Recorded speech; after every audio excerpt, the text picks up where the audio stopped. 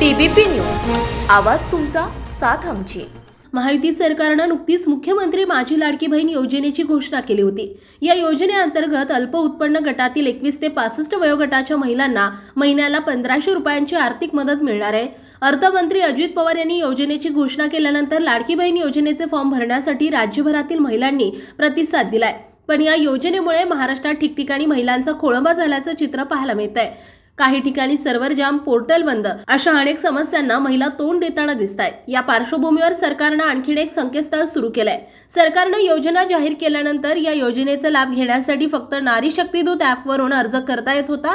मात्र योजना जाहीर केल्यानंतर अनेकदा सर्व्हर डाऊन, लोड आल्याने संकेतस्थळ बंद यांसारख्या समस्यांना तोंड द्यावे लागत होते। त्यामुळे सरकारने नवे संकेतस्थळ सुरू केलंय। महिलांना आता हा फॉर्म घरच्या घरी ऑनलाईन पद्धतीनेही पटापट भरता येणार आहे। मुख्यमंत्री माझी लाडकी बहीण योजनेअंतर्गत अर्ज भरण्याची प्रक्रिया अधिक सुलभ करण्याकरिता www.ladkibahin.maharashtra.gov.in संकेतस्थळ आजपासून सुरू करण्यात आलंय, अशी माहिती जिल्हा महिला बाल विकास अधिकारी मोनिका रंधवे यांनी दिली आहे। आपल्या भागातील महत्त्वाच्या